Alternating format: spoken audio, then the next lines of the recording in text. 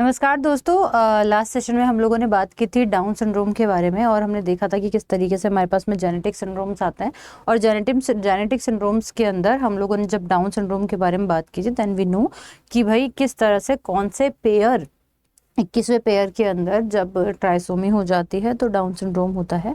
और down syndrome के अंदर जो है वो बेसिकली किस तरह से, चूंकि ये जो ट्राइसोमी हुई ये जेनेटिक हम यहाँ पे कहेंगे सेक्स क्रोमोसोम के अंदर नहीं हुई है, 23वें क्रोमोसोम के अंदर नहीं हुई है।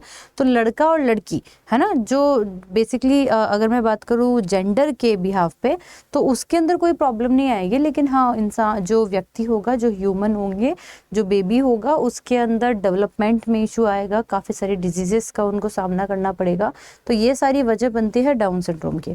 अब मैं बात करती हूँ टनल सिंड्रोम के बारे में। जैसा कि मैंने आपसे कहा था कि हम आगे के और डिजीज को भी जो है वो काउंट करने वाले हैं। ये सारे के सारे सिंड्रोम बेसिकली आपको ये तो समझ में आ गए कि क्रोमोसोम्स की नंबर के अंदर जब चेंजेस होते हैं तो ये जो what we can say syndromes हैं ये देखने को मिलते हैं। तो हमने लास्ट सिंड्रोम जिसमें हमने बात की थी जेनेटिक के डाउन सिंड्रोम के बारे में, तो ये तो डाउन सिंड्रोम हो गया। लेकिन आज हम बात करेंगे टनल सिंड्रोम के बारे में। किसके बारे में हम बात करने वाले हैं? टनल सिंड्रोम के बारे में। मैंने लास्ट सेशन में आप लोगों को ये भी बताया था कि भाई 45 देखो, अगर 47 क्रोमोसोम हो रहे थे ना डाउन सिंड्रोम में, क्योंकि वहाँ पर ट्राइसोमी हो रही थी, है ना। लेकिन अब टनल सिंड्रोम के बारे में जानते हैं तो टनल सिंड्रोम के अंदर मोनोसोमी होती है। क्या होती है? टनल सिंड्रोम के अंदर मोनोसोमी होती है, यानी कि आपको ये समझ आ गया कि यहाँ पर जो पेयर है उसके अंदर से एक क्रोमोसोम गायब हो जाएगा। और एक क्रोमोसोम गायब होने के कारण जो है वो 46 क्रोमोसोम जहाँ पर होते थे उस जगह पर अब हम कहेंगे कि 45 क्रोमोसोम जो है वही रहते हैं। ठीक है, तो ये वाली चीज़ भी आप लोगों को यहाँ पर समझनी है।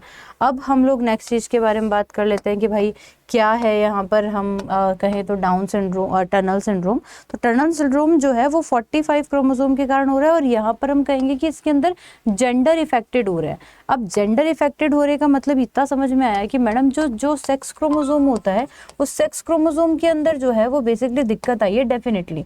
अब ये देखना है कि ये बनने वाला लड़का था या फिर लड़की थी जिसके अंदर से एक क्रोमोसोम कम हुआ, है ना। तो ये वाली बात हम लोग जो है वो बेसिकली किसके अंदर देखने वाले हैं? टनल सिंड्रोम के अंदर।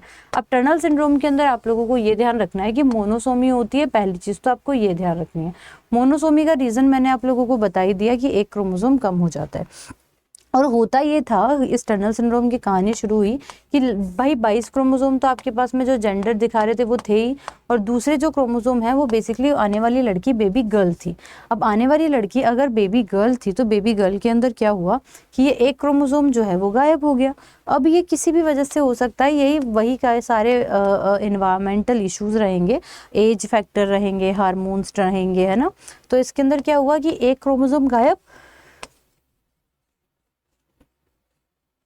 तो 46 की जगह हम कहेंगे कि 45 क्रोमोसोम हो गए। अब ये लड़की बनने वाली थी, लेकिन इसमें जो नारित्व के, जो फीमेल के जो कैरेक्टर्स हैं, just like female reproductive system, है ना, वो उसका डेवलपमेंट नहीं होगा। मतलब ऐसी इस प्रकार की जो फीमेल होगी वो मानसिक रूप से सही होगी, है ना, मानसिक रूप से, क्योंकि ये वाले क्रोमोसोम में तो कोई दिक्कत नहीं हुई तो मानसिक रूप से सही होगी, लेकिन इसकी बॉडी में डेवलपमेंट के इश्यूज होंगे।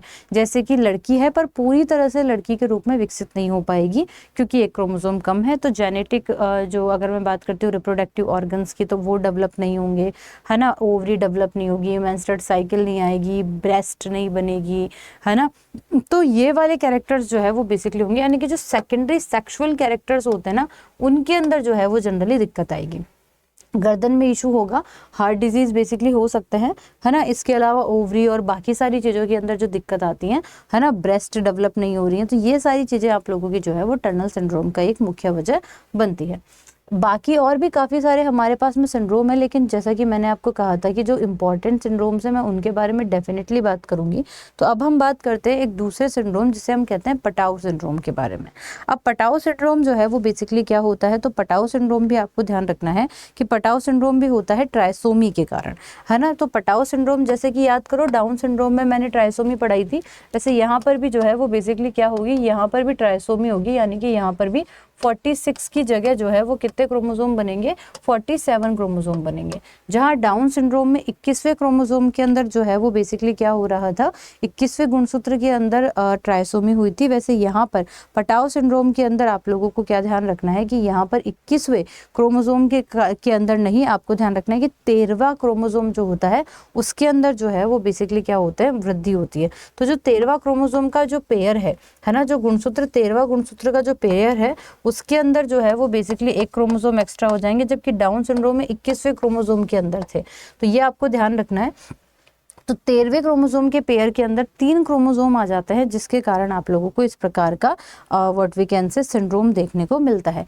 तो ये है कहानी आपके पटाव सिंड्रोम की। पटाव सिंड्रोम के अंदर जो बच्चे होते हैं वो कुछ इस प्रकार के होते हैं कि पैदा होंगे तो इनके हाथ मुड़े हुए से पैदा होंगे, है ना, इनकी बॉडी पे काफ़ी सारे निशान, इनके पाँव छोटे और तलवे बड़े, और सबसे महत्वपूर्ण चीज़ यहाँ पर कि इनका जो जबड़ा है वो बेसिकली कटा हुआ या अनडेवलप्ड पैदा होगा, बॉडी के ऑर्गन्स अनडेवलप्ड पैदा होंगे। इनको ट्राइसोमी 13 के नाम से भी जाना जाता है।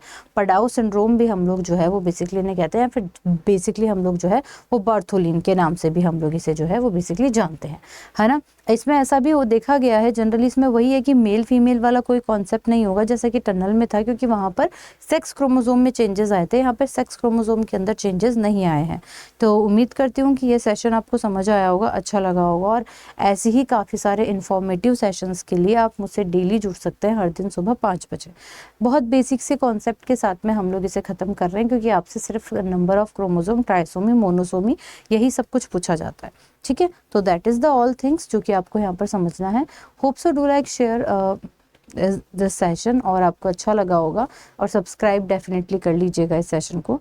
अदरवाइज़ मेरा कोड है Y698, अगर आप इस चैनल के डिस्क्रिप्शन में देखोगे तो आपको डाउनलोड का लिंक मिल जाएगा, और वहाँ से आप अड्डा के एप्लीकेशन को डाउनलोड कर सकते हैं। तो that is the important factor. So hope so you like this session, और अगला वीडियो किस पे चाहिए ऑफलाइन कमेंट में मेंशन आउट कीजिएगा। Thank you so much.